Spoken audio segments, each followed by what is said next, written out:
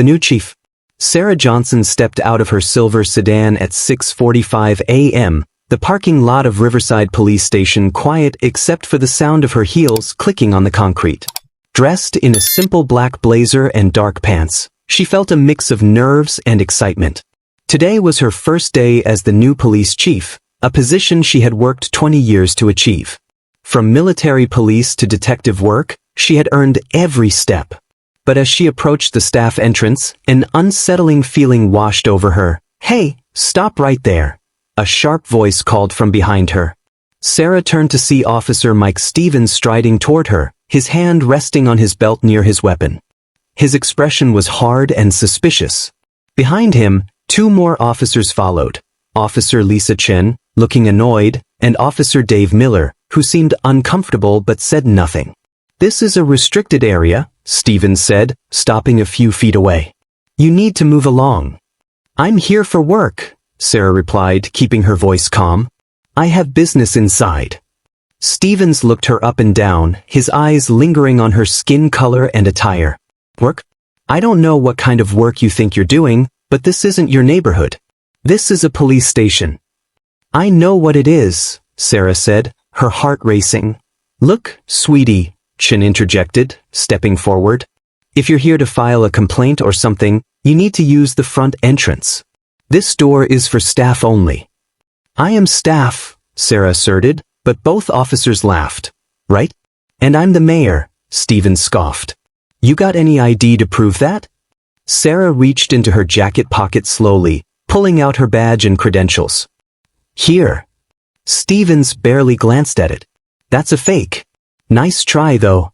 "It's real," Sarah insisted. "Sure it is," Stevens said, his voice rising. "You know what? I've seen this before. People trying to sneak into police stations with fake badges. It's a crime." Chen crossed her arms. "A serious crime." Miller shifted uncomfortably behind them, wanting to speak but remaining silent. "You have 10 seconds to walk away," Stevens warned, "or I'm placing you under arrest for trespassing and impersonating a police officer." Sarah looked at all three of them, Stevens with his hand on his weapon, Chen with her arms crossed, and Miller looking down at the ground. "Are you sure you want to do this?" she asked calmly. "Lady, I don't know what game you're playing, but it ends now," Stevens said, stepping closer. "You're refusing to comply with a police officer. That's obstruction. Grounds for arrest," he added. Sarah stood her ground. "I haven't done anything wrong. You're the ones making a mistake." Stevens's frustration grew. "Fine. We'll let the desk sergeant sort this out inside. Hope for your sake they don't find anything else suspicious." He pointed to her purse, insinuating it might contain weapons or drugs. Chen added, "Impersonating a police officer is a felony in this state, just so you know." Sarah didn't respond. She memorized Stevens's badge number, knowing she might need it later. Then she walked to the staff entrance, opened the door, and stepped inside. The door closed behind her with a soft click, a sound that echoed in the tense silence. Stevens and Chen exchanged glances, confident they had handled the situation correctly. Miller, however, stared at the door, unease creeping into his gut. "Something about that didn't feel right," he said quietly. "What didn't feel right?" Stevens snapped. "We caught someone trying to sneak into the station with fake credentials. That's our job." "But what if?" Miller pressed. "Trust me, we'll never see her again," Stevens said dismissively. At 8 a.m. sharp, every officer in the station was called to the main briefing room. This was unusual. Morning briefings were typically just for patrol officers. Today, everyone was there, detectives, sergeants, even desk staff. 25 officers filled the room, tension palpable in the air. Conversations stopped when the door opened. Sarah Johnson walked in, but she wasn't wearing the black blazer and pants from the parking lot. Now she was in full police uniform, the gold stars on her collar catching the light. The room went completely silent. Stevens's face went pale. Chen's mouth hung open. Miller, in the back, closed his eyes and shook his head. "Good morning," Sarah said, her voice clear and strong. "I'm Chief Sarah Johnson. As of today, I'm in command of this station." The silence was deafening. Sarah continued, "I know some of you weren't expecting me. Some of you might have questions about my qualifications. Her eyes found Stevens, who was staring at the floor, red with embarrassment and anger. Let me be clear about something, she said. I didn't get this job because of my gender or my race. I got it because I've earned it. 20 years of service, military police, detective work, leadership positions in 3 departments, clean record, strong recommendations. She paused, letting that sink in. But I also know that some of you will question my authority anyway. Not because of my experience, but because of what I look like. Because I don't fit your idea of what a police chief should look like. Stevens shifted in his seat, and other officers exchanged uncomfortable glances. That's a problem, Sarah continued. Not just for me, but for this entire department. Because if you can't respect your own chief, how can the community trust you to respect them? She walked to the projector and turned on a slide showing crime statistics, community complaints, and trust ratings. The numbers weren't good. This department has a reputation problem, she said. Citizens don't trust us. They don't cooperate with investigations. They don't report crimes. And when they do interact with us, too often they leave feeling like they were treated unfairly. Another slide appeared, displaying news headlines about police brutality allegations and community demands for reform. These headlines are about us, Sarah said. About this department, about some of you. I'm not here to point fingers, she continued. I'm here to fix the problem, but I can't do it alone. I need officers who understand that our job isn't just to enforce the law. It's to serve the community, all of the community. Sarah clicked to the next slide, showing a photo of a young black man in a police uniform, smiling next to a patrol car. This is my brother, Marcus. He was a police officer for 8 years. Good officer. Never had a complaint. Never used excessive force. He was also one of the few black officers in his department, and some of his colleagues never let him forget it.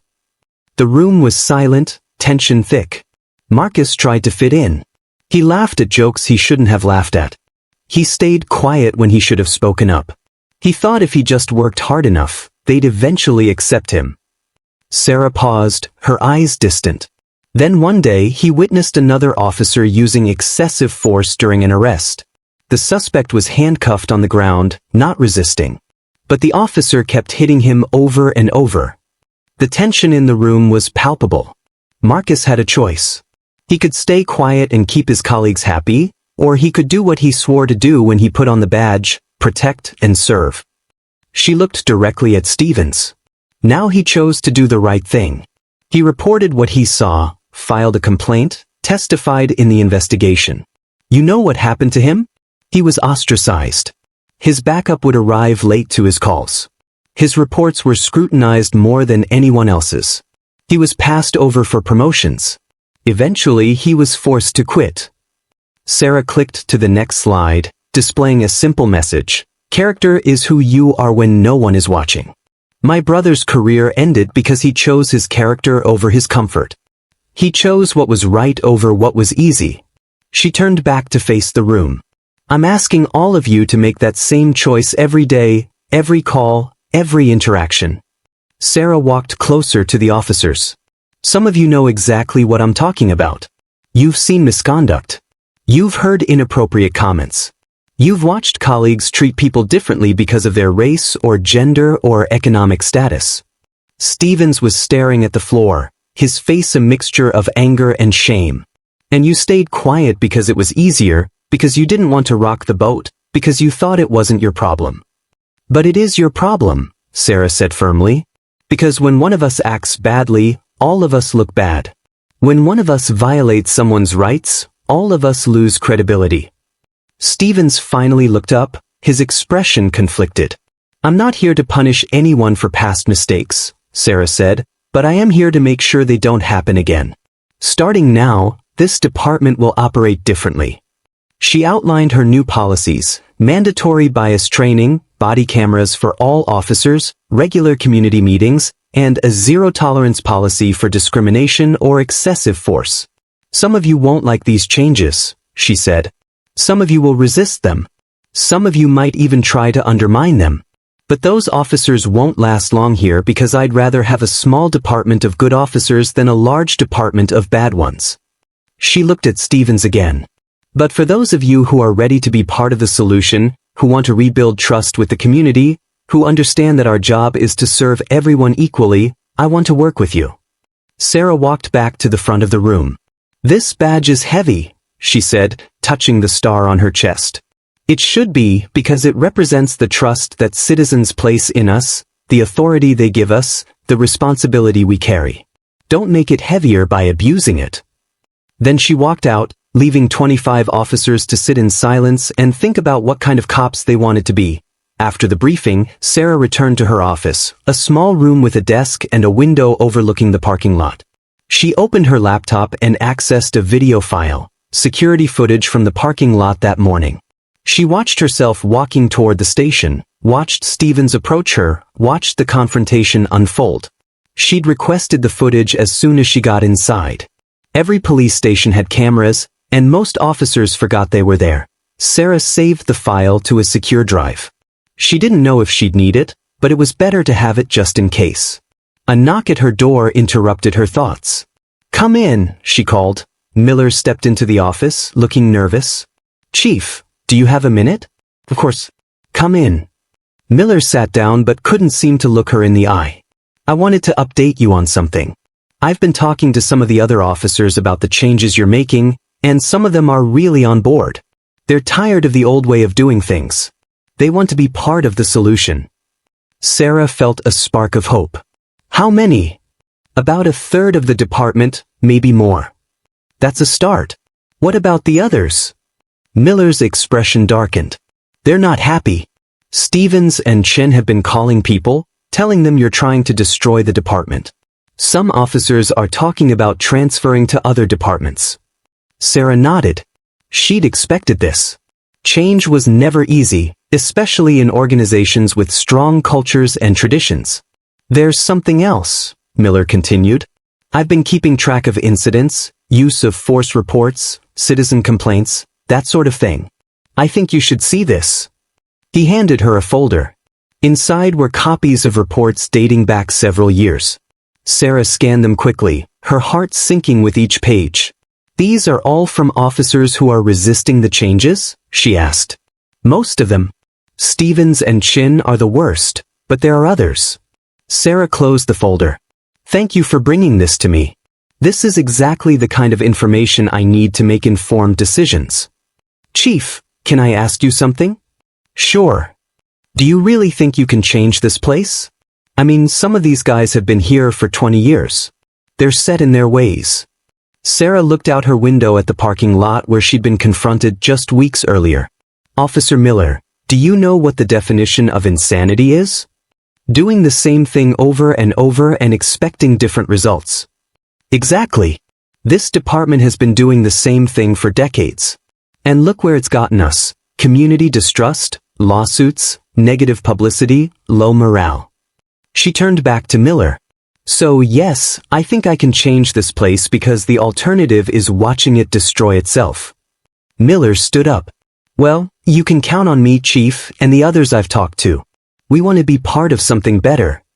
After Miller left, Sarah sat alone with the folder of reports. Each page represented a failure, a citizen mistreated, trust broken, justice denied. She thought about calling the mayor, about sharing what she'd learned, but she knew what he'd say: "Keep it quiet, don't rock the boat, think about the city's image, think about the city's image." Instead, she picked up her phone and called the state attorney general's office. "This is Chief Johnson in Riverside. I need to speak to someone about potential civil rights violations in my department." The next month was the hardest of Sarah's career. The state investigation led to federal involvement. The FBI started looking into the department's practices. Several officers were arrested, while others resigned rather than face investigation. Stevens and Chen were charged with civil rights violations. They pleaded guilty and were sentenced to probation and community service, losing their jobs and pensions. The mayor was furious, accusing Sarah of destroying the department's reputation and hurting the city's image. He threatened to fire her, but the city council supported her actions. Some officers transferred to other departments, while others retired early. New officers were hired and trained from day one in the new culture Sarah was building. 6 months after the parking lot incident, Sarah was invited to speak at a police leadership conference. Standing before an audience of chiefs, commissioners, and law enforcement leaders, she said, "Change is hard, especially in law enforcement where tradition and hierarchy are so important, but change is also necessary." She clicked to a slide showing statistics from her department. Since implementing our reforms, we've seen a 40% reduction in citizen complaints. Use of force incidents are down 30%. Community satisfaction with police services has increased by 25%. But the real measure of success isn't in statistics. It's in relationships. It's in trust. It's in the knowledge that every citizen, regardless of their race or background, will be treated with respect and dignity. Sarah looked out at the audience. Some of you might think this is just political correctness, that we're being too soft, that we're making it harder for officers to do their jobs. But I'd argue that we're making it easier because when the community trusts you, they cooperate with you. When they know you'll treat them fairly, they're more likely to report crimes and serve as witnesses. She clicked to a final slide showing a photo of her and Marcus in their graduation uniforms. "This is my brother. He was a police officer who tried to do the right thing and was punished for it. He lost his career because he chose integrity over conformity." Her voice grew stronger. "I became a police chief to make sure that doesn't happen to other officers. To create departments where doing the right thing is rewarded, not punished." She looked around the room.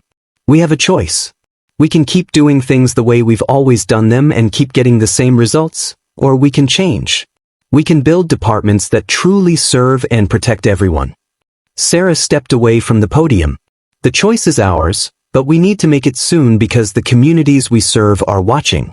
They're waiting to see if we're serious about change or if we're just giving lip service to it."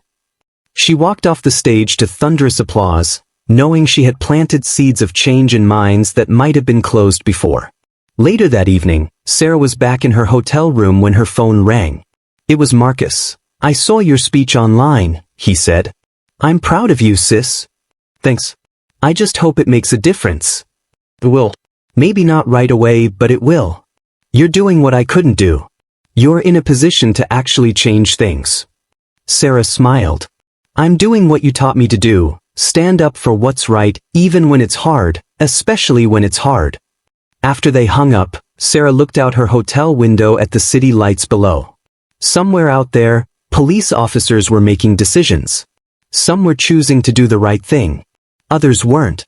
But maybe, just maybe, a few more were choosing right because of the changes she'd made, because of the example she'd set, because of the culture she was building. Sarah thought about the young woman from the parking lot video, the one who had stood silently while officers tried to intimidate her, the one who had walked away with her dignity intact. She thought about the chief who had spoken at the conference, the one who had used her position to demand change, the one who had refused to accept the status quo. They were the same person, but in a way, they were completely different. One had been a victim of a broken system.